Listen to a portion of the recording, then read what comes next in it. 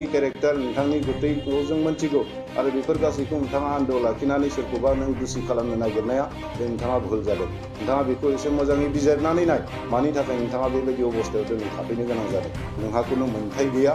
नोंथाङा नोंथांनि बायदि जेरै नों सोलिबाय था, खिन्थु बर' रायजो राजाफोरखौ बेबायदि मिसट्रिट खालामनो नागिरनाया बे मोजां जायाखै। बिनि बादे थाखा फैसाजों खुनु बे कास्टम बसुमतारी फंबायमोन बायदि माने थाखा फैसाजों एग्रिमेन्ट जानानै फैनानै बेयाव माने जोंनि थासारिफोरखौ गुलुं गुजुं खालामनो नागिरनाय, सोरखौबा मिसट्रिट खालामनो नागिरनाय बिनि खुनु इन्टेनसन दुलाराय बर' फरायसा आफादा गैया। दुलाराय बर' फरायसा आफाद उदालगुरि जिल्लाया दिनै नोंथांमोनखौ लिंनानै मोनसे प्रेस मिट होनांगौनि जों बाध्य जादों। मैया जोंनि दुलाराय बर' फरायसा आफादनि मानगिरि आफादगिरिया दुलाराय बर' फरायसा आफादा नैबे लकसभा बिसायख'थियाव मानि थाखाय बाहागो लादों आरो बिनि आन्दोआव मा जोङो थांखि लादों, बेफोर गासै बाथ्राफोरखौ लानानै रायजो राजानियाव फोरमायनांगौ निस्सय दङ होननानै बेखौ मोनदांथिनानै मोनसे प्रेस मिटनि गेजेरजों रायजो राजाफोरनिसिम फोरमायनाय जादोंमोन। बेखौनो लानानै मैया कास्टम बसुमतारी बिथाङा गलाघाटनि जोंनि बिटिआरआव आथिखाल हाग्रामा महिलारिजों माबा मोनसे एग्रिमेन्ट जानानै दिनै सैमा गोब्र बायदि बुखिलाबायबाय थानायखौ जों नुदों, ससियेल मिडियाफोराव नुदों। दा बेखौनो लानानै जोङो दुखु फोरमायदों। बिथांनि बेफोर बाथ्राफोरखौ लानानै जों कन्डेम खालामदों। दुलाराय बर' फरायसा आफादखौ बेबायदि गाज्रि सोंखारिनाय, दुलाराय बर' फरायसा आफादनि मानगिरि आफादगिरिखौ सोरनिबा पकेटाव थांना थानाय, बेफोर बाथ्राफोरखौ जोङो मालाबाबो हयज' खालामनो जों हायाखै आरो हानाय नङा। खारन दुलाराय बर' फरायसा आफादा मालाबाबो रावनिबो पकेटाव थानानै खामानि मावाखै। जोङो हदायबो बर' रायजो राजानि उन्नतिनि, बर' रायजो राजानि जि इसु, बड'फाया जि मोनसे सिमांखौ जों बर' रायजो राजाफोरनो नुहोनानै गालांबाय, बे सिमांखौ मोगथां महर होनो थाखाय जोङो खामानि मावबाय थादों आरो बेयाव रावनिबो पकेटाव हाबना थानायनि बाथ्रा गैया।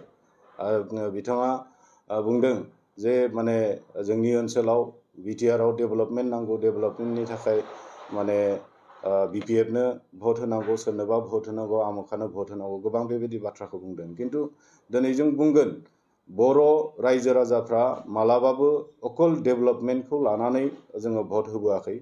बर' रायजो राजाफ्रा दिनैसिमहालागै हदायबो डेभेलपमेन्टजों लोगोसे बर'नि जिखिनि इसुफोर, जोंहा बड'फाया जि मोनसे सिमां नुहोलांनाय, बर' रायजो राजाफ्रा जि मोनसे बर'फोरनि थाखाय गेरेमसा हारि दानाय, बर'फोरनि थाखाय मोनसे आलादा मोनसे खुंथाइ नागिरनाय, रायजो दाबिनायनि थाखाय, बेफोर गासै इसुफोरखौ लानानैसो दिनैसिमहालागै बर'फ्रा भट होबोबाय थादों आरो फैबाय थानाय समफ्रावबो जोंनि थांखिसिम मोनहैयागौमानि बर' रायजो राजाफ्रा अकल डेभेलपमेन्टल' नङा, जोङो गासै बर'नि इसुफोरखौ समाधान खालामनायनि थाखाय भट होगोन। दिनै बिथाङा बुंदों गोदानै बिटिआरआव फैनाय मानसि, दिनै 17 बोसोर बिपिएफआ माने खुंलांबाय, बे 17 बोसोराव बेसेबां मा दुर्निति खालामदों खालामाखै जों बिटिआर बाखि बा बै समनि बिटिसि बाखिनि मानसिफोरनियाव दङसै। आरो बेखौ बिथाङा दिनै गोदानै फैनानै जे डेभेलपमेन्ट खालामगोन, आमुक खालामगोन, थुमुक खालामगोन होननायाव रावबो गोजावनाय नङा। आरो बिथाङा बेफोरबायदि बाथ्राफोरखौ बुंनाया खोब माने थिग जायाखै। दिनै बिथांमोना बुंदों एबसुनि डिस्ट्रिक्ट कमिटिनि, आनसलिक कमिटिनि साफ्रोमबो गावसोरजों फन रायज्लायदों, रावबो माने दिलीप सैखियानि थाखाय बा एनडिएनि बिजाथिनि थाखाय भट होआ, बेफोरबायदि बाथ्राखौ बुंदों। खिन्थु बेबायदि खुनु रावबो डिस्ट्रिक्टनि, आनसलिकनि रावबो गुबुनजों बेबायदि जुगाजुग जानाय दिनैसिम गैया। आरो दुलाराय बर' फरायसा आफादा जों हदायबो दुलाराय बर' फरायसा आफादा जाय थांखिखौ मिरु हिसाबै लादों, बेखौ जिल्ला आरो आनसलिकआ आखरे आखरे पालन खालामनो थाखाय जों आवगायो, आगान होयो आरो बेयाव बिनि हेंथायै थांनाय गुबुन जेबो खोथा गैया। दा बिथांनि बे खोथाफ्रा खोब माने मिसा। दिनै बिथांमोना बुंनो नागिरदों जे माने एकदम जोंनिनो बर'नि फिसा दिनै बिजाथि थासेयाव मानो गुबुन हारिनो भट होनो नागिरदों, बेफोर बाथ्राफोरखौ बिथाङा बुंदों। खिन्थु कास्टम बसुमतारी फंबाय, नोंथाङा गलाघाटआव थानानै नैबे बड'लेण्ड ओनसोलाव आथिखाल आरो बिनि सिगां समफोराव मा जालांदों, मा जालाङाखै, सोर बेसेबां बर', सोर बेसेबां मा हारिनि, बेखौ नोंथाङा मा मिथिनो? बेफोरबायदि बाथ्राखौ बुंनायनि सिगां नोंथाङा दिनै हाग्रामाजों पलिटिक्सआव हाबनायनि सिगां बेफोर गासै बाथ्राफोरखौ बिजिरना नायनाया गाहाममोन जे नोंथाङा माने जायखौ बर' होननानै दिनै एकदम एस्टाब्लिश खालामनो नागिरदों बै व्यक्तिया बर'नि बेसांसिमहालागै थैदोङो बै व्यक्तिया बर'फोरनि थाखाय बेसेबां माने खामानि मावखो बेखौ नोंथाङा थिग बिजिरनानै नायगिरनाया गाहाममोन।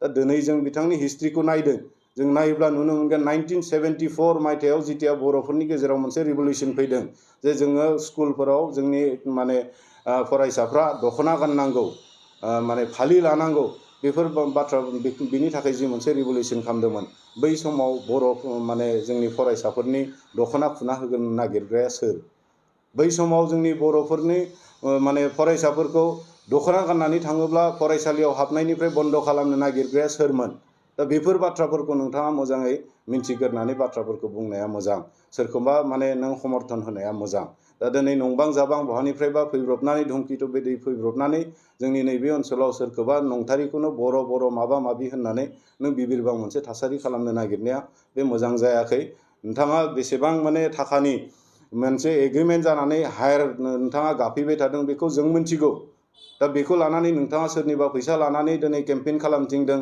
सैमा गोबोर बायदि बुखिबाय थादों होननानै दुलाराय बर' फरायसा आफादाबो जे सोरनिबा थाखा फैसाजों बायजागोन बे मालाबाबो नङा नोंथाङा एबसुनि सासे बिबानगिरिमोन मोनसे समाव दा बै समावबो नोंथाङा मिन्थिगोन जे दुलाराय बर' फरायसा आफादा थाखानि थाखाय खामानि मावो ना जाथिनि थाखाय खामानि मावो जों अरायबो जाथिनि इसुखौ समाधान खालामनांगौनि थाखाय खामानि मावबोबाय थादों आरो नोंथां कास्टम बसुमतारी फंबाया दिनै ओरैबायदि मोनसे माने पातला गोसोनि माने सनसल गोसोनि मानसि बेखौ आरो रावबो बुजिनो बाखि गैला जे नोंथाङा जायनि थाखाय दुलाराय बर' फरायसा आफादाबो गावनि बिबानखौनो फोजोबग'नो हायाखिसै दा बिबानखौ नागारनानै थांनांबाय दा बेबायदि हेन मानसिया दिनै बेयाव जातिनि बाथ्रा माबा माबि बाथ्रा बुंनानै माने थासारिखौ गुलुं गुजुं खालामनांगौ नोंहा खुनु मोन्थाय गैया नोंथाङा नोंथांनि बायदि जेरै नों सोलिबाय था खिन्थु बर' रायजो राजाफोरखौ बेबायदि मिसलिड खालामनो नागिरनाया बे मोजां जायाखै दा दिनै नोंथांमोनानो नाय सों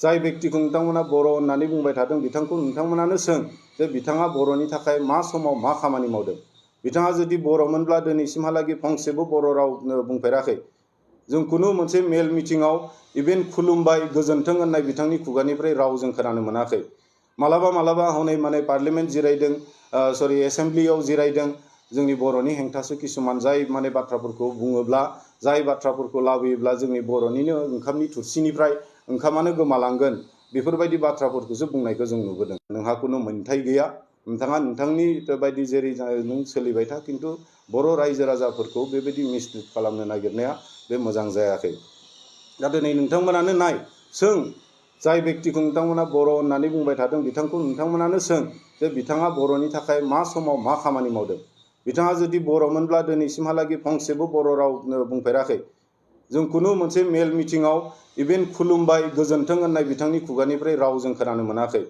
मालाबा हनै माने पार्लियामेन्ट जिरायदों सरि एसेम्ब्लियाव जिरायदों जोंनि बर'नि हेंथासो किसुमान जाय माने बाथ्राफोरखौ बुङोब्ला जाय बाथ्राफोरखौ लाबोयोब्ला जोंनि बर'निनो ओंखामनि थुरसिनिफ्राय ओंखामानो गोमालांगोन बेफोरबायदि बाथ्राफोरखौसो बुंनायखौ जों नुबोदों दा होमबा बेबायदि व्यक्तिया बर'नि थाखाय बेसेबांसिमहालागै खामानि मावगोन बेयाव जोंहा सोंलु दङ नोंथांमोना नाय बिथाङा बे माने थांनाय समफोराव MLA जाबाय मन्त्रि जाबाय बै समाव बर'नि थाखाय मा खामानि मावदों बिथाङा मोनसे खामानि दिन्थिजोंनो बर'नि थाखाय खामानि मावनाय दा जोंहा हिस्ट्रिया बुंगोन जे ओरै सोनाब ओनसोलाव जोंनि उदालगुरि जिल्लानिनो सिङाव थानाय सोनाब ओनसोलाव मोनसे समाव न' बां सावग्लुंजोबजाबाय बैफोरनि आन्दोआव सोरनि आखाइ दङमोन आखाइ गैयामोन बेफोरखौ नोंथाङा नाय जै समाव बर'आ माने आलादा रायजोनि थाखाय सोमावसारदोंमोन बै समाव सोरबा गुबुनजोंसो लोगो लानानै बर'नि आन्दलनखौ थेर बेथेर खालामनो नाजानायाव बिथांमोन माने बायदि व्यक्तिनि आखाइ दङमोन गैयामोन बेफोरखौ नोंथांमोना नाय दा बेफोर गासै इस्युफोरखौ लानानै जोङो बर' हारिफ्रा